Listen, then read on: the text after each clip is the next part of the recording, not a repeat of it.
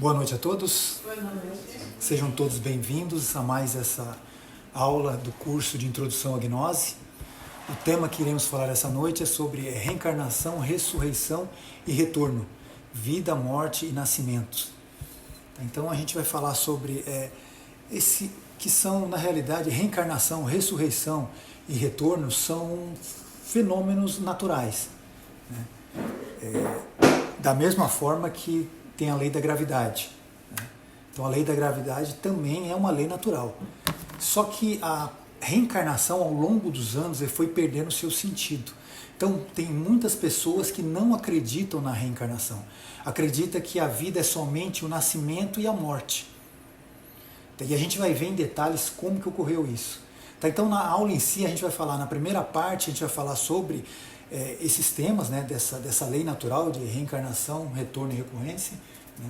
Também vamos falar de recorrência também, né? E na segunda parte a gente vai falar sobre vida, morte e renascimentos, porém a gente vai dar um enfoque maior na morte, sobre essa questão desse medo que nós temos, né? Por que nós temos tanto medo da morte? Que na realidade é medo do desconhecido. Então vamos lá, aí tem a estrutura da aula que a gente vai apresentar na noite de hoje. Então a gente já traz aí um dos motivos, né, de por que poucas pessoas acreditam na reencarnação, né, porque justamente a palavra reencarnação ela foi retirada da Bíblia em determinado período histórico, né, no ano de 553 depois de Cristo, num concílio. Então até então se acreditava na reencarnação, inclusive a Igreja Romana também acreditava na reencarnação. A partir desse concílio, né, deixou-se de acreditar. A gente vai ver em detalhes o que ocorreu nesse concílio. A gente vai falar também sobre a diferença entre ressurreição, reencarnação, retorno e a recorrência, né? Por que poucos acreditam na reencarnação? Um dos motivos a gente acabou de antecipar, né, que é justamente essa alteração que teve nesse livro sagrado, que é o livro mais lido, né, da humanidade. A gente vai falar também sobre a lei da transmigração de almas. O que seria a transmigração de almas, né? Que é uma alma, ela pode migrar para vários corpos. A gente vai falar com mais detalhes sobre isso. O ciclo de 108 vidas, né? E a importância de se libertar das leis mecânicas da natureza. A gente vai ver que existem duas leis que regem, existem duas leis mecânicas, né, que regem a roda de Sansara, que é a lei de evolução e a lei de involução, que são leis mecânicas, tá? Que nos leva a ter 108 existências, 108 oportunidades e num giro de 3.000 ciclos. A gente vai ver com mais detalhes sobre isso, tá? E a gente vai ver também como se sair, como escapar dessa roda de Sansara, né? ou da lei do destino, né? Como também é chamado. A gente vai falar também o que a ciência diz sobre a reencarnação. Tá? Então tem os livros sagrados que falam sobre reencarnação e tem também a ciência. A ciência está avançada em alguns aspectos, né? Foi feito experimentos, principalmente nos Estados Unidos, com relação a vidas passadas e experiências pós-morte. A gente vai ver em detalhes também sobre isso. Tá? E o que ocorre após a morte, né? O julgamento da alma, para onde a gente vai depois da morte, o que ocorre depois desse momento, né? Quais são esses três mundos, que são os três mundos para onde a gente pode ir, né? Para o céu, para o inferno, que é uma matriz de purificação, né? Ou retornar aqui para a Terra. Tá? O que ocorre nesse momento, né? Como que é o raio da morte, né? Como que ele atua, e por que temos medo da morte, né? E também a gente vai falar também sobre o avanço da ciência com relação à vida após a morte, tá? Que são os EQM, tá? Que são experiências quase morte.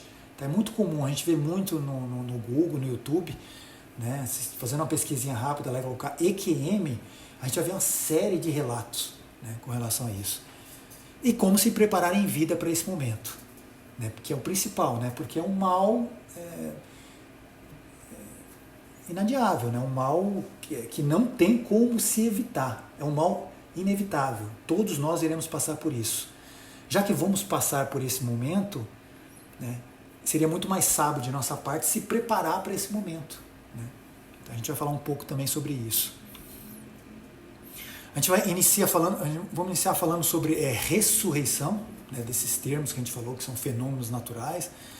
Né? Então, existe a questão do dogma, né, a gente vê aí nessa frase, né, o mundo ocidental está acorrentado ao dogma da ressurreição e apoiado na ressurreição de Jesus Cristo, e defende que todos os mortais ressuscitarão. Então isso é um dogma que existe, né, na religião, que da mesma forma, isso é um dos pilares da igreja, né, da igreja romana, que da mesma forma como Jesus Cristo ressuscitou, nós também, como chegar no fim do mundo, iremos ressuscitar. Tá? Isso é um dogma, isso não é uma realidade, isso foi aceito, né, exposto em um concílio, né, que na realidade é um concílio de bispos, né, ecumênicos, e chegou a um consenso, né, que é um dogma. Então, ou seja, isso não pode ser mais forte do que uma lei. Né? Tá? Então, tanto que São Tomás de Aquino, ele diz, né, o homem há de ressuscitar, o homem que há de ressuscitar deve ressurgir perfeito. Então a ressurreição é para seres perfeitos. Então Jesus Cristo foi um ser perfeito. Da mesma forma, Samuel Weor, Conde Cagliostro, Conde Saint-Germain também foram seres perfeitos. Né? Então a ressurreição está voltado aos 12 trabalhos de Hércules, são para iniciados que completaram, né, a iniciação em si. Tá? Santo Agostinho também fala, né, os elegidos ressuscitarão em toda a perfeição da natureza. Então, novamente, a gente vê aqui a palavra perfeição. Então, a ressurreição é uma palavra muito exigente que está relacionada à nossa perfeição espiritual. Então, aí em resumo, em síntese, né, a ressurreição é somente para homens perfeitos, que se realizaram em si mesmos, ou seja, que uniram a sua alma divina à sua alma imortal, né, que encarnaram o seu ser, né, e que encarnaram também o seu espírito. Né.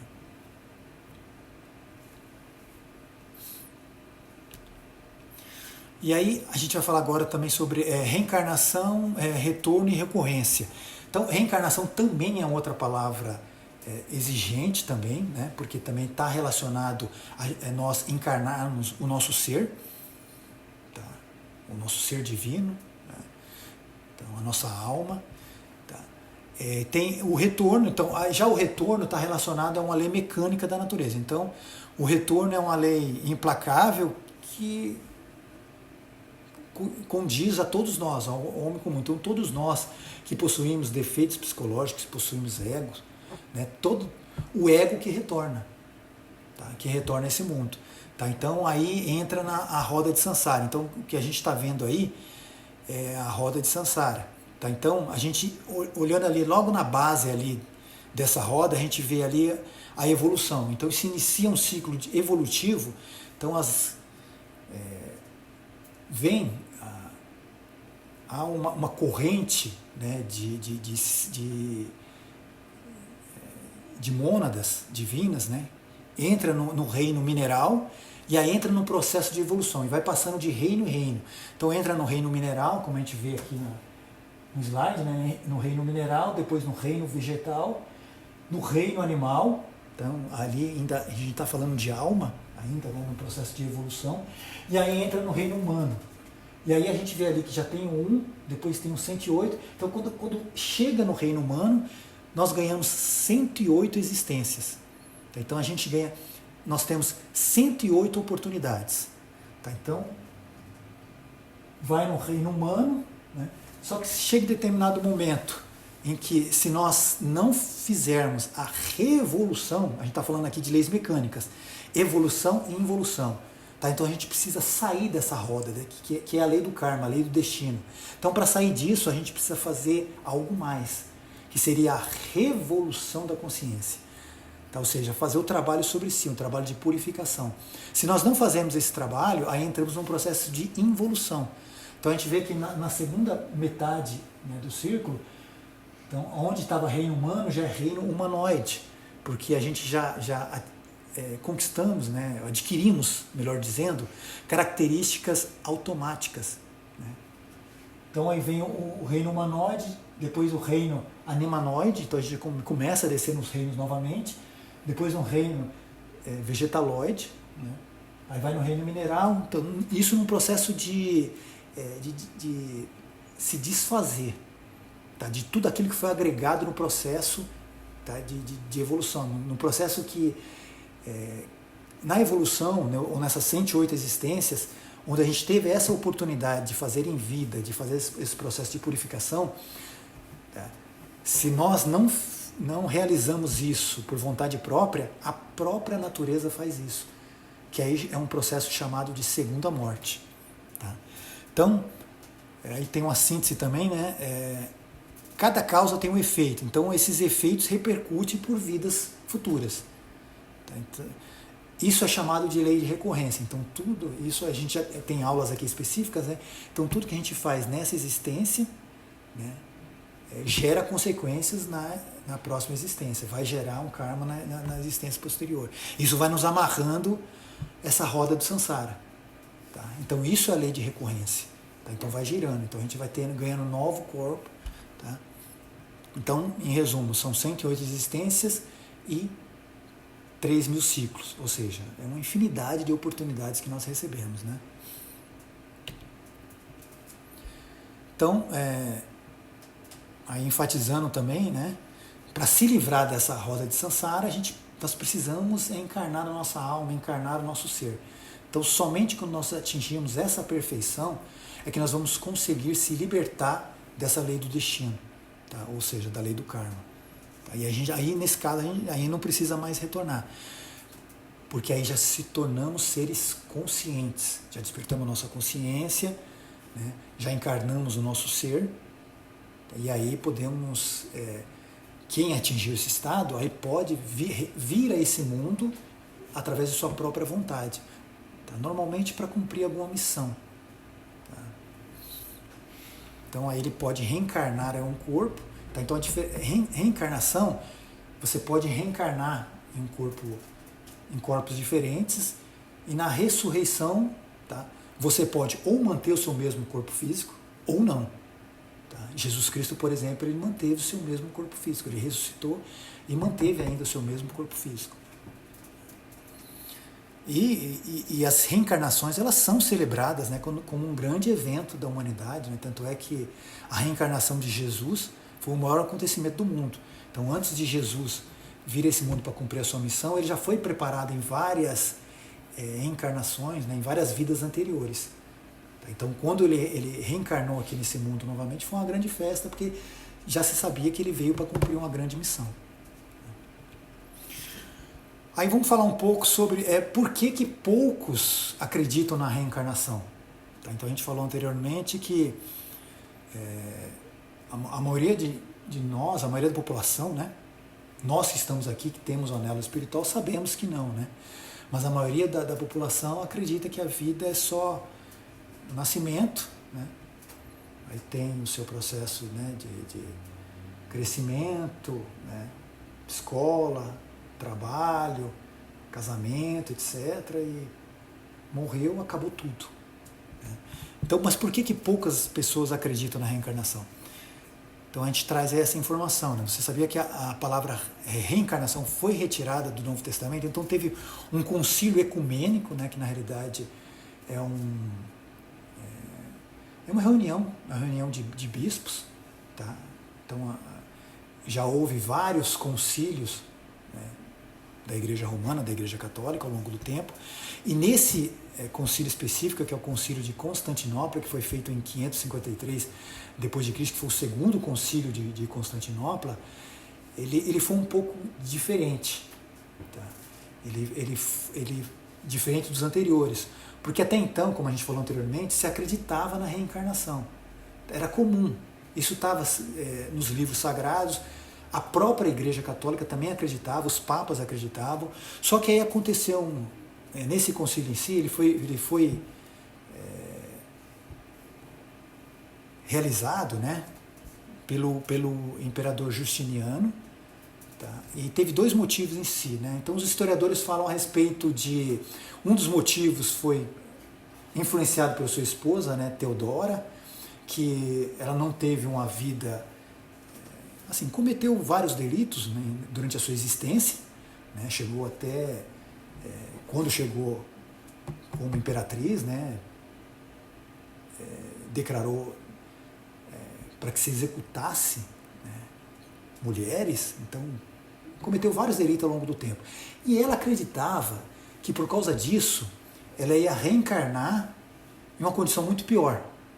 Né? Então, os historiadores, existe uma corrente muito forte de historiadores que relatam isso. Né? E é o que a gente falou anteriormente, né? É uma lei natural. A ressurreição, a recorrência, a reencarnação são leis naturais. Não vai ser através de um dogma ou de uma reunião, um concílio, que se vai se mudar, mas se acreditava nisso. Tá?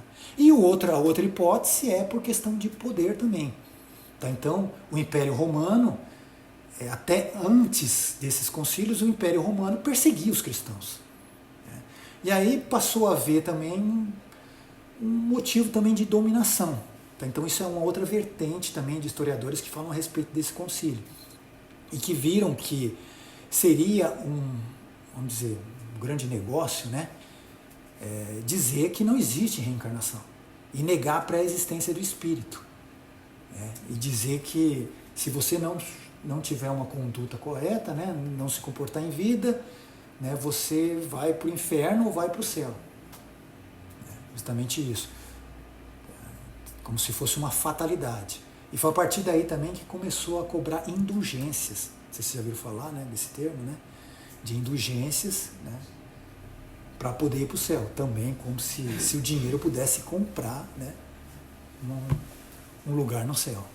Tá? Então, em resumo, é isso. Então, foi nesse concílio que, além de ser retirado a palavra reencarnação em várias partes da Bíblia em si, que antes já existia, né, ainda foi feito, né, negada a pré-existência do espírito.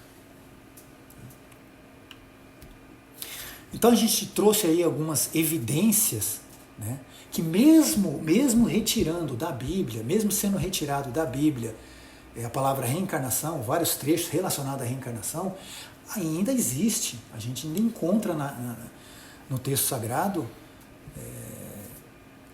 a palavra reencarnação ou o termo reencarnação em si. Né? Então, em Mateus capítulo 11, versículo 14, Jesus diz claramente, né, que João Batista é Elias. Então, como que ele diz? Ele fala: digo a verdade a vocês, no meio dos nascidos de mulher não surgiu ninguém maior do que João Batista, pois todos os profetas e a lei profetizaram até João. E se vocês quiserem aceitar, este é o Elias, aqueles que os profetas disseram que viria, aqueles que têm ouvidos que ouçam. Então, aí, Jesus falando claramente, né, para os seus apóstolos, né, que João Batista é a reencarnação de Elias. Tanto é que há trechos na Bíblia em que os apóstolos perguntam para Jesus, né, mas não falaram que Elias ia retornar? E Jesus fala: Elias já retornou, porém não o reconheceram, né, porque ele veio, né, reencarnado como João Batista. Em João capítulo 9, versículo 1, enquanto Jesus caminhava, ele viu um homem que era cego de nascença. E aí os seus discípulos perguntaram para Jesus, né, mestre, por que foi que este homem nasceu cego? Foi por causa dos seus pecados ou por causa dos pecados do seu pai? Então, assim, pelo próprio diálogo que Jesus tinha com seus apóstolos, já se vê claramente, né, e abertamente, de forma natural, que a reencarnação existe. Né? Em Jeremias, capítulo 1, versículo 5, Deus disse: antes de formá-lo no ventre, te conheci. Então é Deus falando para Jeremias. Né? Antes de formá-lo no ventre, te conheci e eu o escolhi. Então, novamente, antes de você nascer, né, eu o consagrei e o designei profeta às nações. Então, novamente, a gente vê trechos. Existem vários outros trechos na Bíblia. Se a gente procurar, a gente vai ver outros trechos. Em Eclesiastes tem também, relacionado a isso também. E a gente vê também outros termos também, não só a reencarnação. Né? Muitas vezes a palavra reencarnação, eles usam sinônimos de reencarnação. De geração em geração, etc. Né? Sopro de vida. Então, existem vários pontos na Bíblia ainda, mesmo sendo retirado no Concílio de Constantinopla, a gente ainda vê várias evidências de que a reencarnação existe. E além disso, né, já existia anteriormente também evidências nos textos sagrados. Tá? Isso sempre foi normal e natural. Tá? Então, no Bhagavad Gita, né, não só nele, como também nos Vedas, né, já se falava, né, aí Krishna diz, né, textualmente, né, tal como alguém que se despoja de suas roupas velhas, então já considerando aí o corpo, né, como uma veste, como uma roupa, né, vestindo-se de outras novas, o ser, né, ou seja, o nosso Deus interno, né, nosso Pai interno, ele deixa seu corpo debilitado, né, e entra em outros corpos. Ele pode reencarnar em outros corpos. Então a gente vê claramente aí a existência da reencarnação. E aí tem outro trecho também de Krishna falando para o seu discípulo Arjuna, né, explicando, né? Ó Bharata, todas as vezes que as religiões decaem, prevalecendo aí em religião, ou seja, quando o homem perde esse fio que liga com a divindade, perde a conexão aqui na Terra com Deus, eu encarno-me novamente para proteger os bons, destruir os maus e estabelecer a verdadeira religião. Por isso, reencarno-me em diferentes épocas. Reencarno-me. Então, por aí a gente já vê que, né, o ser, né, através de sua própria vontade, para cumprir determinada missão, ele vem e reencarna nesse mundo, né, de tempos em tempos. Então, a gente vê várias evidências nos textos sagrados. E então é fato, né? Ela sempre foi proclamada nas culturas orientais, tá? Isso muito antes também do cristianismo. E como a gente falou anteriormente, isso influenciou também a Igreja Católica, né? E a Igreja Católica também aceitava isso, a reencarnação. Né? Tanto é que nesse concílio que teve de Constantinopla, houve uma série de contratempos. Né? Então, por exemplo, o Papa Virgílio não participou diretamente, ele se opôs, o próprio Papa se opôs a esse concílio. Então ele chegou a ser preso também, tá? Porque era um absurdo, assim, né? Porque era tão natural, uma lei tão natural, e sempre foi aceito durante toda a humanidade, né? E aí teve outros relatos também, que houve mortes, etc. Então foi um concílio muito conturbado. Tá? Então, como a gente estava falando, né? Então, já além disso, né? Além de já estar na Bíblia, também a palavra reencarnação e o termo reencarnação, o fenômeno reencarnação, já existia também nos textos sagrados, tá? Só que ao longo do tempo foi, essa doutrina, né, esse fenômeno, ele foi tendo diferentes nomes. Tá? Então no hinduísmo chamava de transmigração de almas, tá? Porque aí a gente vê a lei da transmigração de almas. Então, como o próprio nome diz, né, migrar, a alma migra, né, de corpos em corpos ao longo do tempo, de várias existências. Pitágoras também falava sobre metempsicose, tá? Que aí a gente vendo a etimologia da palavra, ou seja, a origem da palavra, vem de meta, né, que significa além de, né, por isso tem metafísico, né, além do físico, né? Então, e o psicose vem de psique, de alma, então já é uma realidade além da alma. Tá? Platão também falava de pré-existencialismo, então já existia uma existência, tem a nossa existência, então já existia uma existência anterior, uma existência prévia. E Aristóteles falava do animismo. Animismo vem de ânima, né, que está relacionado à alma. Né? Então, e a palavra reencarnação, o termo, fenômeno reencarnação, a gente vê que teve essa desconexão, né, ao longo do tempo, desde esse período, né, de 553, e aí hoje está totalmente deturpado, né, a reencarnação. Há muitas linhas que acreditam que todo mundo vai reencarnar, todo mundo pode reencarnar também. Né? Então, aí, né, Samael Weor, que foi um mestre que ressuscitou, que percorreu todo esse caminho, ele veio trazer a nova gnose, né, e um dos seus objetivos, uma das suas missões, que ele cumpriu, né, magistralmente, foi reestabelecer essa lei esse fenômeno, né? Tá? Esclarecendo, fazendo essa ligação do que era a reencarnação nos tempos antigos. Isso Tem várias religiões, né? No jainismo, no budismo, no confucionismo, também falava a respeito, né? Em várias religiões sagradas ancestrais, né? E aí, o que a ciência diz sobre vidas anteriores, ou seja, a pré-existência do espírito? A gente vai falar duas partes, a gente vai falar vida além da vida, né? E depois, na segunda parte da aula, a gente vai falar de vida após a vida, ou seja, o vida após a morte. Tá? Então, o que a ciência fala a respeito sobre a pré-existência do espírito? Então, tem a doutora Ellen Van Bach, né, que foi uma cientista médica e psicóloga americana. Ela escreveu alguns livros relacionados a vidas passadas. Então, ela usava uma técnica chamada hipnose, que é uma técnica que ao longo da existência foi muito respeitado, né? Mesmer, que criou essa técnica, foi utilizada como cura, né? Infelizmente, a gente ainda vê hoje, né? Infelizmente a gente vê que é utilizada como entretenimento também. Mas existe uma relação muito forte da hipnose com a ciência. Então a doutora Ellen, ela fazia um trabalho de hipnose com as pessoas justamente para fazer regressão, para poder dissolver algum distúrbio, algum vício, algum mau hábito, alguma dificuldade, alguma doença. Então ela fazia essa regressão com seus pacientes até chegar no útero materno. Tá? Só que aí aconteceu um fenômeno, né, do Capitão Mark. Tá?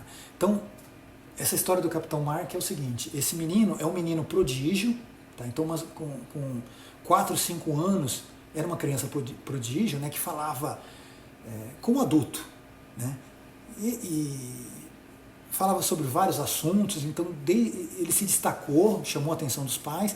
Os pais colocaram ele numa escola especial já nessa idade, né, bem novo. E aí chegou um determinado período em que os professores da escola ligaram para os pais, né, e falaram, o seu filho ele tá muito triste, né? Ele está falando que está com saudade da esposa. Então, aí, em resumo, né, os pais ficaram preocupados, né? E aí, perguntando para ele, ele falava, não, porque eu estou com saudade da minha esposa. Mas quem é você? Eu sou o Capitão Mark. Ele falava várias coisas. E aí sugeriram para eles levarem essa criança até a doutora Ellen. Então, fez uma anamnese, a doutora Ellen fez uma entrevista com ele, né, com essa criança, conversou, ele foi passando vários dados. Quem é você? Ele falou, meu nome é Capitão Mark. O que você é? Ele falou assim, não, eu sou capitão do Corpo de Bombeiros. Qual que é o seu seguro social, o nome do seguro social que tá relacionado ao nosso RG, né, que a gente tem aqui no Brasil? O menino falava, né, os seus... E aí ela foi verificar, fazer uma checagem com relação a esses dados. E verificou-se que realmente batiam, os dados batiam. E aí, em resumo, reunindo com a família, levaram essa criança para se encontrar com a viúva.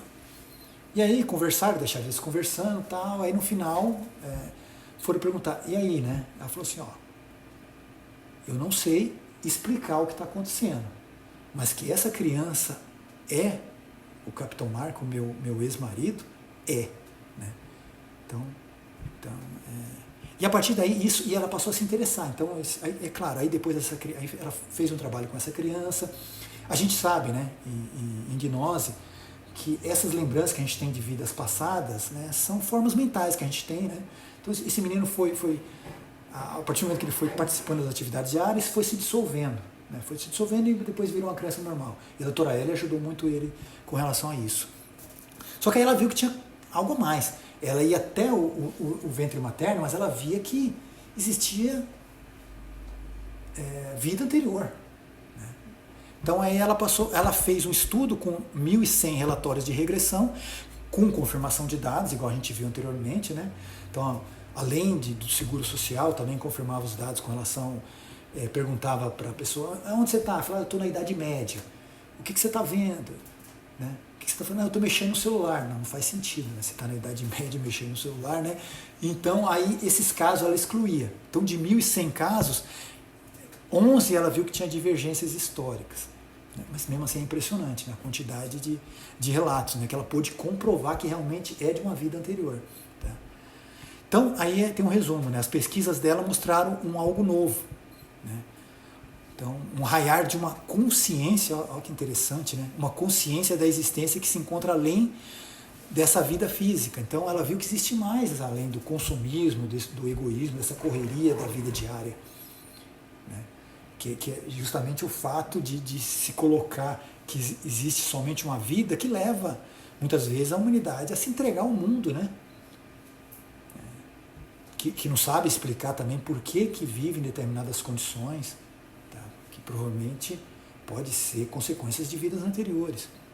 Então é isso. O medo da enfermidade, da morte. Então ela concluiu que a gente está ligado através da consciência a outros horizontes. Ela chamou, que interessante, né? Cidades de Deus, no universo além dos sentidos, né? Então teve esse estudo dela, então ela avançou bastante com relação a isso. Teve também um outro doutor, que é o Ian Stevenson, tá, que também foi um dos precursores com relação a isso, né? Tanto é que ele teve vários seguidores depois, né, dele, que foi um professor de psiquiatria da Universidade de Virgínia, nos Estados Unidos, que aí ele fez um estudo de 3.000 casos de vidas passadas. Aí no caso ele optou por fazer com crianças, né, porque ele acreditava que as crianças são muito mais sinceras com relação a isso, né? O adulto poderia inventar algum dado, né, alguma característica, então ele optou por criança, o que reforça ainda mais a pesquisa dele, né? E a gente trouxe aqui um filminho falando sobre um caso também muito similar a esse do Capitão Mark, que é de um garoto indiano.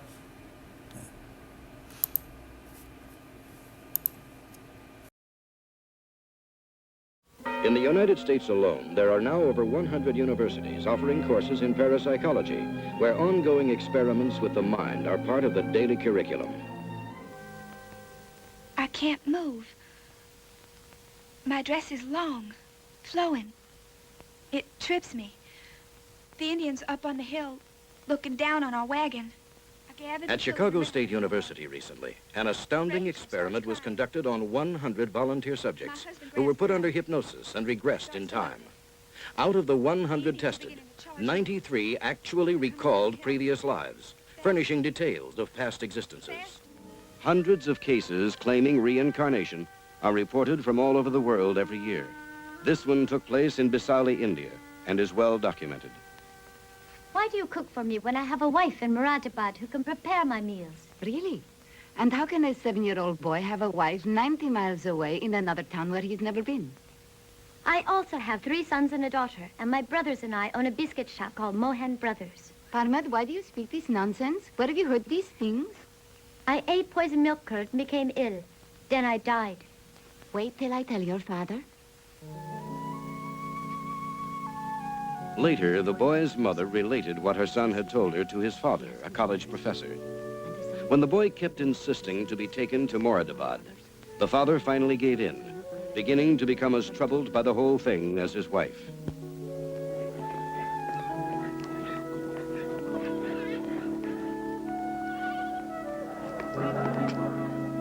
When they arrived in the distant city, the young boy actually led his skeptical father directly to the bakery that he had described. You are my cousin Karam.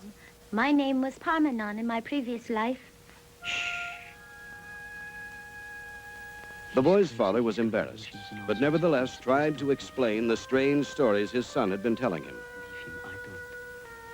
But I did have a cousin named Paramanand. He died in 1943 of an intestinal illness after eating bad milk.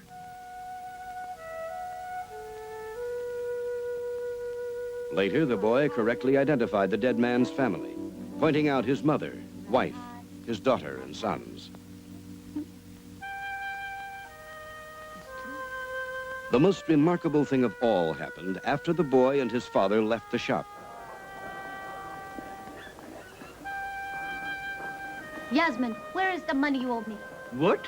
The proprietor saw the incident and came over. As it turned out, the man's name was Yasmin, and he did owe money to the dead man the boy claimed to be.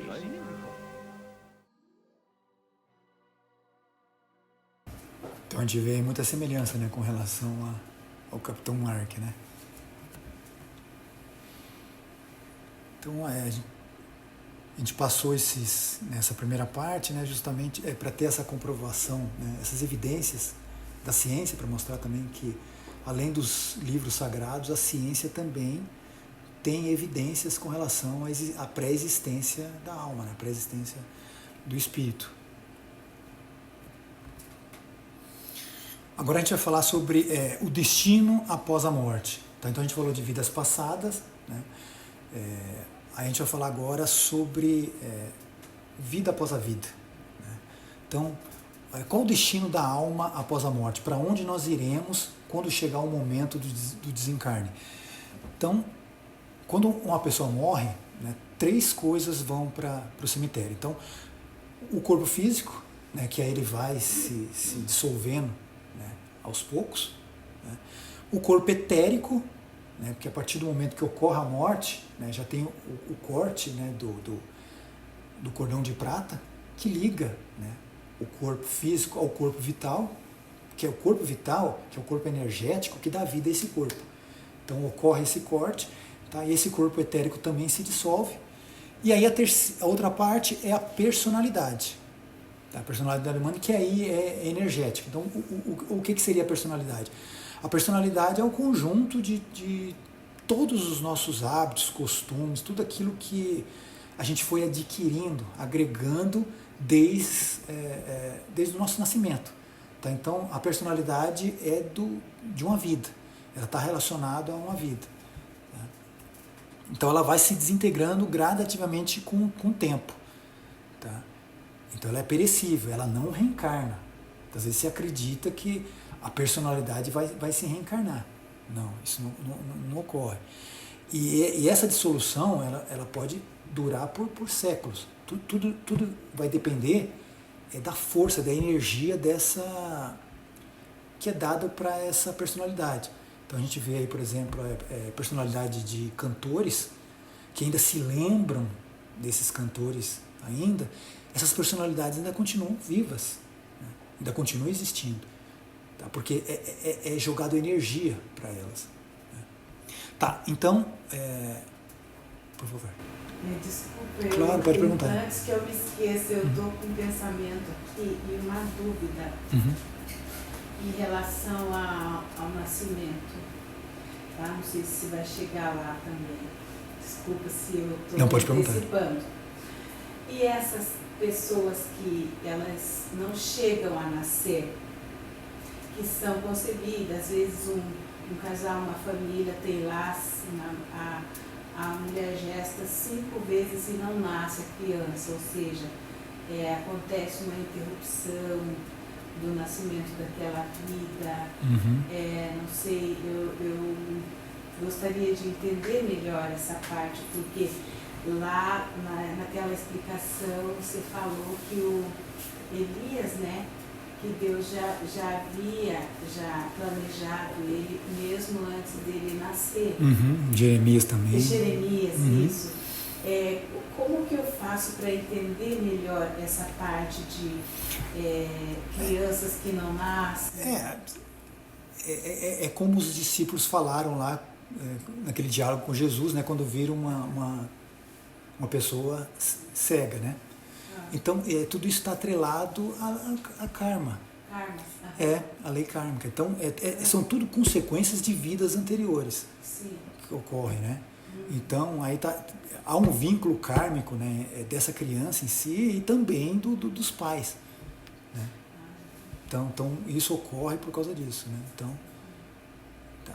Por isso que a lei do karma, né, explica vários fenômenos, não só esse que você está relatando, né, ou vários acontecimentos que a gente tem nessa vida que a gente considera inexplicável. Né? Por que determinada pessoa nasceu aleijado, né, nasceu cego, né, e outros nasceram ricos, né, com saúde, em bons lares, outros nasceram na pobreza. Então a lei do karma é kármico, explica tudo isso. Não como um castigo, né? Não como um castigo, como uma consequência de um ato realizado anteriormente. Sim. Ok? Nada. Então, o que continua depois da morte? Então a gente viu, né, o que dissolve, né? Mas existe uma parte que continua. O que continua é a consciência, a essência, né, que infelizmente está engarrafada, né, nos egos, que seriam os nossos defeitos psicológicos, os nossos vícios, maus hábitos. Né? E isso vai continuar depois da morte. Tá?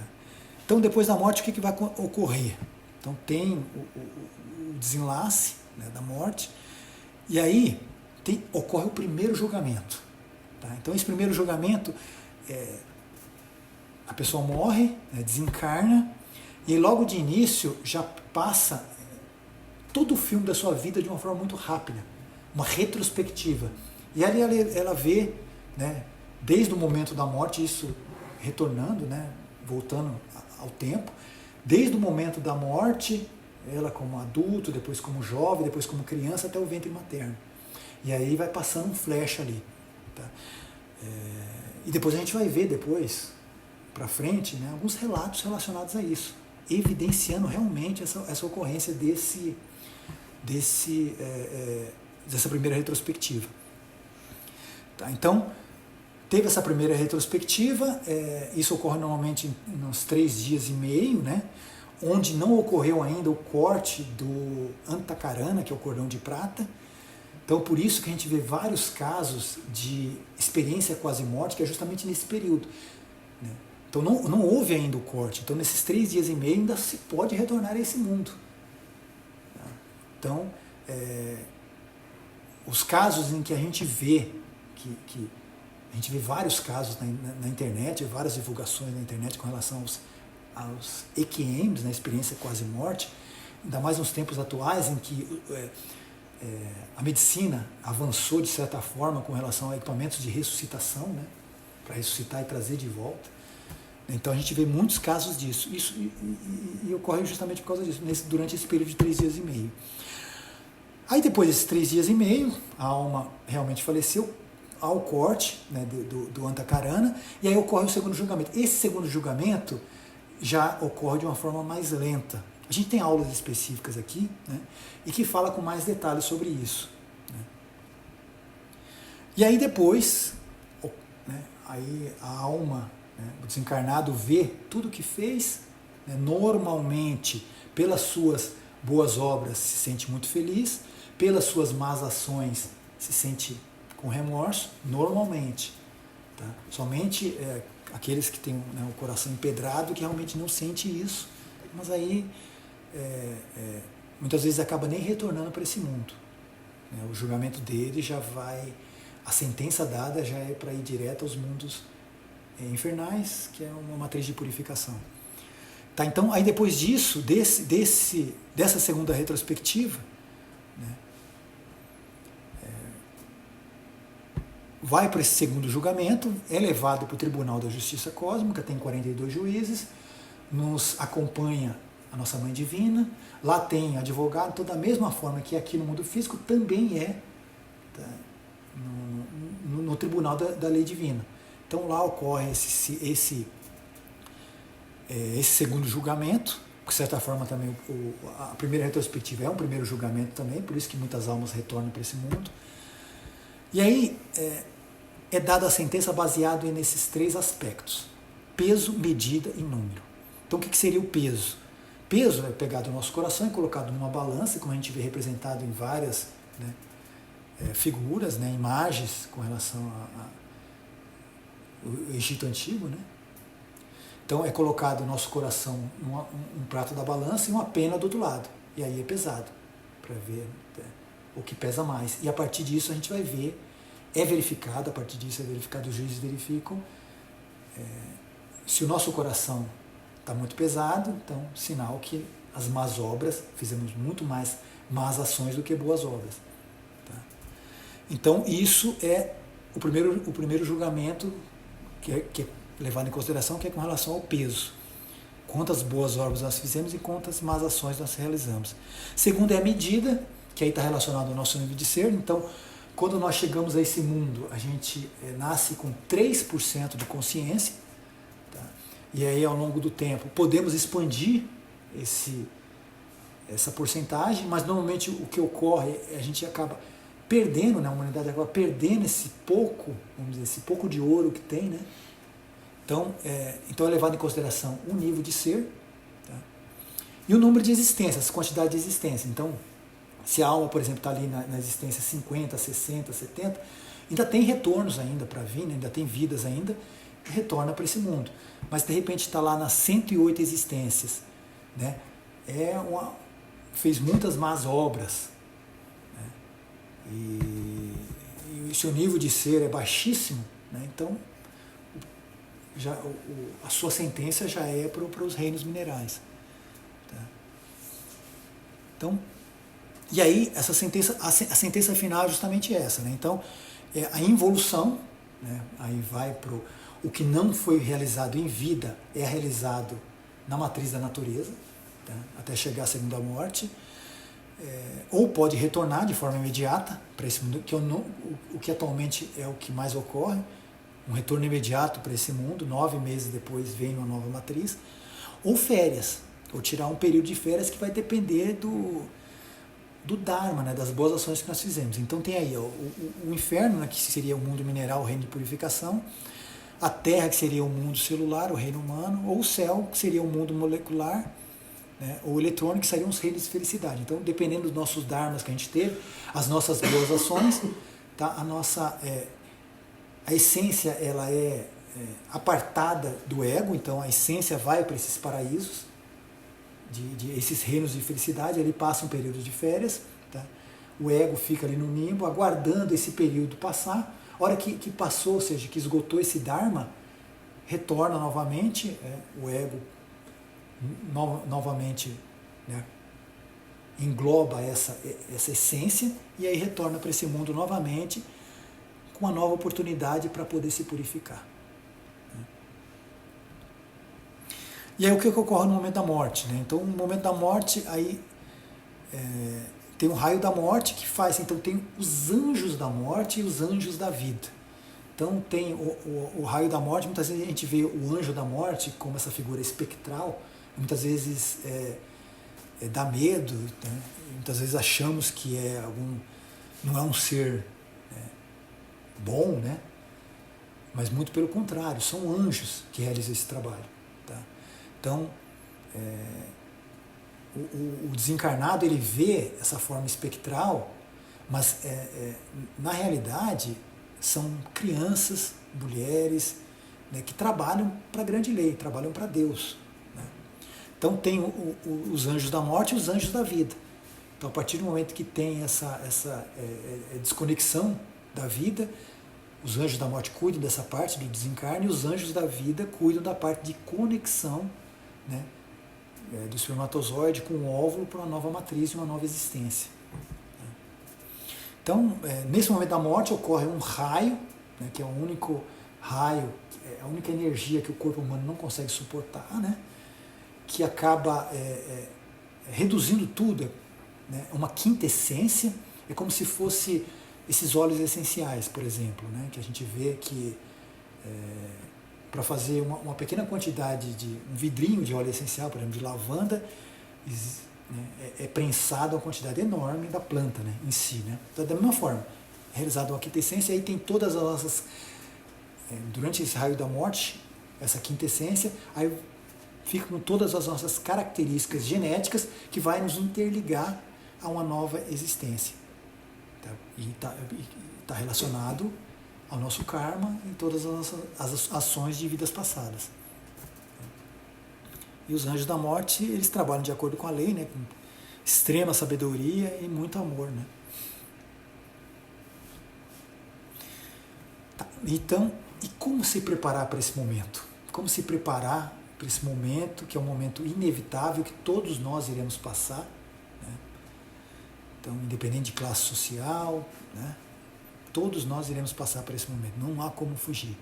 Então a gente viu que nos 3 primeiros dias, né, nos 3 dias e meio primeiro, ainda tem esse contato com o corpo etérico, né, com esse corpo vital. Aí depois que ocorre esse corte, né, do cordão de prata, e aí a gente viu, né, que tem os julgamentos. Né. Mas antes desses 3 dias e meio, né, é onde está todos os relatos que nós temos sobre experiência quase morte ocorrem nesses 3 dias e meio. Então, o que espera do falecido lá? Então, a gente vê vários relatos com relação a... Além disso, né, da retrospectiva em si, muitos veem seus desencarnados, seus parentes que vêm recebê-los. Há vários relatos com relação a um túnel de luz, né? Vários relatos também, que é impressionante, com relação a uma energia muito grande de amor, né, de generosidade, de virtudes, né, que aí depende de cada religião, né, de cada religião que a pessoa tem, ela relaciona com, uns falam Jesus, outros falam Deus, outros falam um amor materno, né, a mãe divina. Então, aí o Mestre Samuel fala no livro da morte, né, que tanto a morte como a vida são fenômenos naturais. Né? Tudo isso é natural. E a gente vai evidenciar isso, e a ciência evidenciou isso, e a gente traz aqui algumas evidências científicas, alguns, né, alguns de vários médicos, né, que estudaram sobre isso. Né? Doutora Elizabeth Ross, né, que foi uma psiquiatra da Universidade de Zurique, também ela veio para os Estados Unidos, né, na Universidade do Colorado e Chicago. Tá?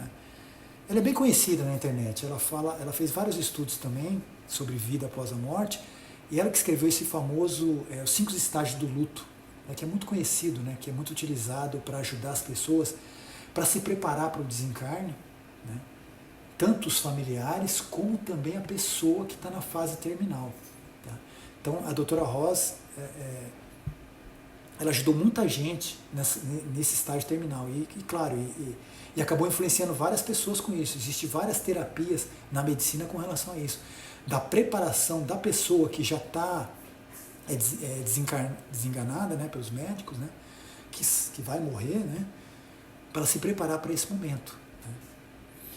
O Dr. Peter Fenwick, que é um neuropsiquiatra da Universidade de Londres, né, Cambridge, ele também estudou 300 casos, né, de experiência quase morte. Tá? E um dos mais famosos de todos, aí, que a gente vê muito na internet, que é o Dr. Raymond Moody. Né? Ele está vivo até hoje, né, que é um psicólogo. Né? Além de psicólogo, ele é parapsicólogo, filósofo, da Universidade de Virgínia. A gente vai ver que vários desses estudos foram feitos nessa Universidade de Virgínia. Eles têm uma ligação muito próxima, né, com a metafísica. E ele fez uma pesquisa de mais de 2.000 casos de morte clínica, né, de pessoas que... E aí trouxe vários relatos. Né. E aí, desses 2.000 casos, ele pegou 11 casos específicos e montou um documentário, um filme muito interessante. Um documentário muito interessante de relatos reais, né, de experiências reais, contadas pelas próprias pessoas que vivenciaram esse momento. A gente trouxe aí uma parte, né, desse documentário.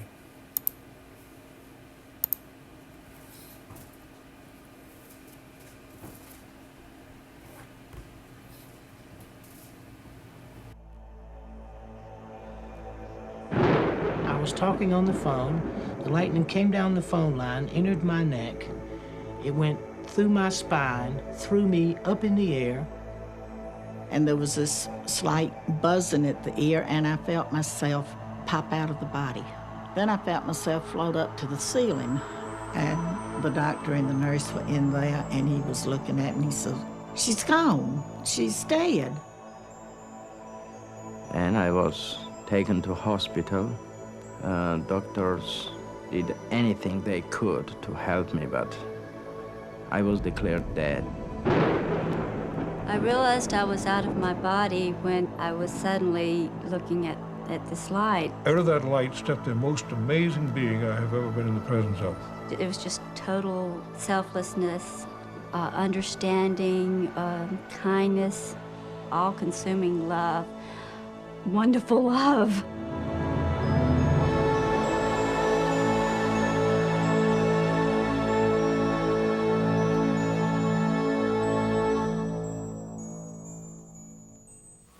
All religions teach us that after death, we go to heaven or hell, and the faithful accept this as fact.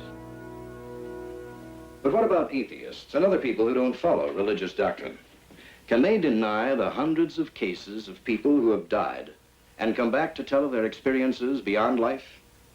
Like the case of Dr. Paul Kelly, the most famous case of death survival, one that's been reported in books and countless magazines.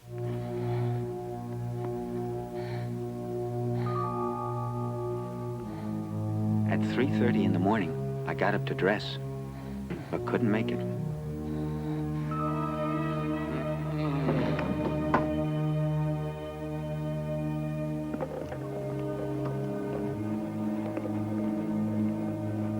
I remember being put on a stretcher and pushed down a long hall.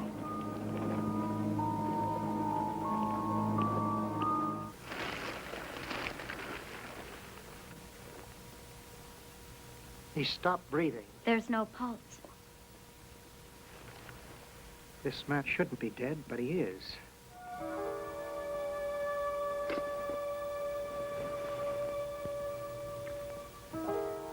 After the X-ray room, the next thing I remember was waking up in a small room and seeing a little lamp burning on an end table. I jumped out of bed and looked around for my uniform. Then I happened to look back toward the bed. Someone else was in it. The same bed I'd just gotten out of. How'd he get there? I was just in that bed a minute ago. Then in the dim light, I saw the gray skin of his arm, a lifeless hand. Whoever it was, he was dead. There was a fraternity ring on one of the fingers exactly like mine.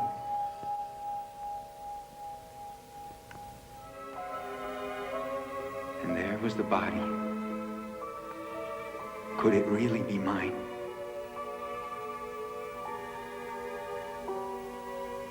I tried to pull off the sheet, but I couldn't grab it. I had no substance, it was true. I was dead. Is this what death is? Without warning, the room began to fill with light. There was no word to describe a brilliance that intense. But it wasn't just light, it was a feeling of warmth, of love, completely overwhelming me. I wanted to lose myself in it forever. Then I was squeezing through a cramped, warm tunnel. Someone reached in and gently pulled me. After that, my whole life flashed before me. More than that, really, I was reliving every moment of it. Every sight, every smell, every sound. Seeing, feeling it. Then the light seemed to speak to me, but I heard no voice. It said I was in the presence of the Son of God, and he was asking me what I'd done with my time on earth. All of a sudden, I knew everything I'd ever done was meaningless. I knew now I was dying, and I wanted more of a chance. I pleaded that I was too young to die yet.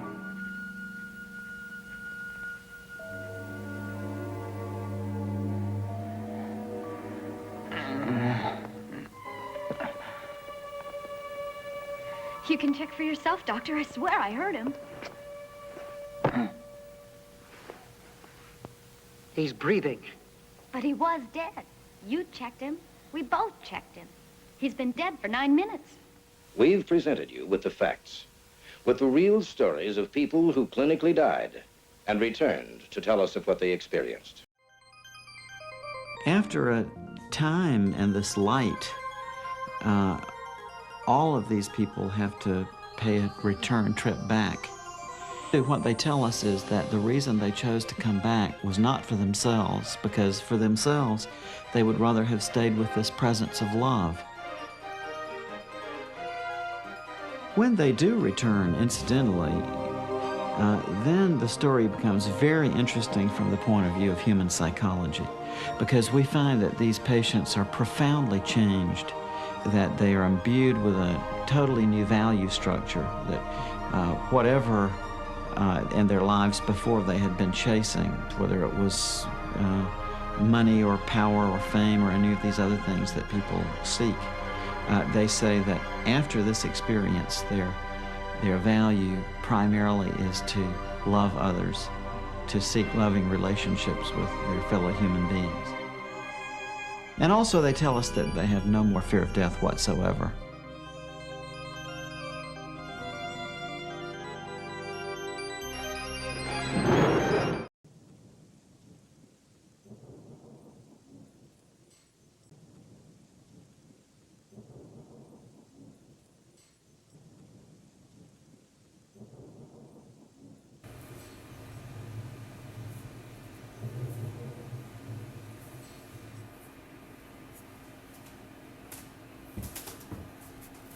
Interessante, né?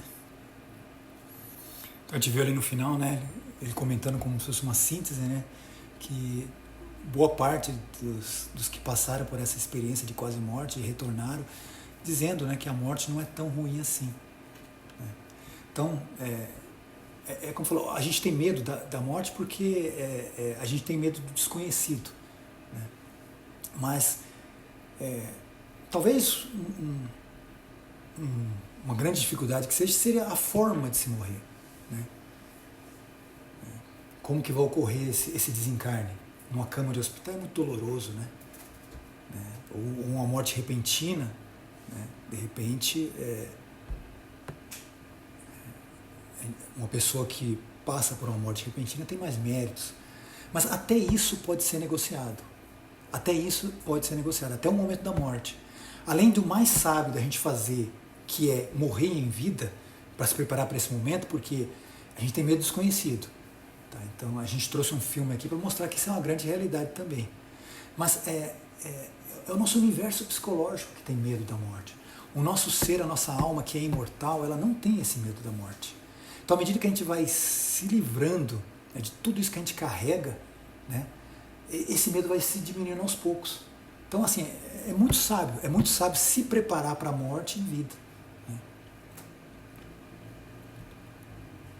E aí, para finalizar, a gente trouxe aí uma síntese, né, de como fazer essa preparação. Né? Então, o que a gnose ensina, não só a gnose, como também todos os mestres que passaram, né, anteriormente, Jesus Cristo, o ensinamento de Jesus Cristo, também de outros mestres, Buda, né, porque a gnose ela reúne também o melhor do cristianismo com o melhor do budismo. Né? Então, e traz esse ensinamento de como se libertar dessa roda de samsara, desses ciclos de renascimento que a gente viu anteriormente, de todo esse movimento mecânico da natureza, tá? Porque isso é mecânico. Né? Então a gente precisa, para sair disso, precisa aplicar esse conhecimento na nossa vida de forma prática. E como se libertar disso? Né? Então, fazendo esse trabalho psicológico em si, que é uma morte psicológica, né, em si, dissolução de nossos agregados, defeitos, maus hábitos. Né, e por mais que seja muito difícil, a gente está enfrentando ali, é como se estivesse batendo numa parede, sempre cai no mesmo ponto, também tem a possibilidade de a gente negociar o nosso karma, de fazer uma negociação com a lei divina, por intermédio de nossa Mãe Divina. E claro, e viver os 3 fatores da revolução da consciência, né? que é justamente dissolver esse egoísmo, né? Essa morte psicológica, morrer em defeitos, nascer em virtudes, que é expressar as virtudes de nossa alma e servir ao semelhante, né? Que é o mesmo ensinamento que Jesus ensinou. Né? O que o mestre Samael fez foi trazer para os tempos atuais, para essa nova era de Aquário, né? Trazer com uma nova roupagem. Mas na realidade ele está reavivando esses conhecimentos que sempre foi passado por todos os mestres que já teve aqui nesse mundo. Porque houve um corte, né? Então, sempre que ocorre isso, vem um ser, né, de alta estatura divina justamente para fazer esse religare. Daí que vem a origem da palavra religião. Tá? Então, é isso aí, esse trabalho a gente não precisa ter pressa para realizar esse trabalho, né? A pressa nesse caso não ajuda, é melhor a gente dar passos firmes e consistentes a cada dia, né? E saber que a gente não está sozinho, né? Então é importante sempre a gente fazer a nossa parte e confiar, né? Dúvidas? A gente trouxe aqui também uma bibliografia, né, para quem quiser aprofundar o tema. Então, a gente, de onde foi extraído, né, o ensinamento dessa aula, o conhecimento aqui que foi passado, as ideias, né, que foi passado aqui. Então, no livro Decifrando Mistérios, né, que é um livro muito interessante, um livro que eu gosto muito, né, muito agradável de ler, né, porque são perguntas e respostas. E o Decifrando Mistérios, ele fala, né, e é justamente, ele fala estudando a morte, fala também da lei do karma, mas fala de estudando a morte. Então o mestre, ele relata vários casos reais mesmo, aquilo que a gente viu no filme, do desencarnado tentando pegar ali o seu corpo físico, tudo. O mestre também fala algumas experiências que ele teve de ver alguns desencarnados, né, e ele com espírito investigativo, né, tocava para verificar tudo, né, claro, o mestre sabe que isso é normal e natural, né, então ele via isso como uma oportunidade. Então é um dos casos que é relatado aqui nesse livro, né. E o livro é Sim, né, A Inferno, Diabo e Karma, também é outro livro muito agradável de ler, que também é de perguntas e respostas, que é um livro que fala sobre o inferno em si, né. Tanto os livros mais recomendados para se conhecer o inferno, né, que é A Divina Comédia, de Dante Alighieri, e também o livro Sim, Sim, Sim, que são livros escritos por mestres que realmente exploraram esse mundo, né, esse mundo inferior, esse mundo mineral, né, em corpo astral. Então, tanto Dante Alighieri como Mestre Samael também, né, investigaram esses locais, né? Então aqui fala sobre, além do inferno, né, de toda a sua estruturação, né, desde o primeiro círculo, né, até o 9º círculo. Fala também da lei do eterno retorno, da reencarnação, a lei da recorrência que a gente viu aqui nessa aula. E o livro da morte, né, que apesar do título às vezes assusta as pessoas, né, tá o livro da morte, mas é como a gente viu, né, é um fenômeno natural, né, e que fala sobre o raio da morte, né, sobre a questão da morte em si, os tribunais do karma, né, o que ocorre após a morte, e, em resumo, fala dos mistérios da vida e da morte.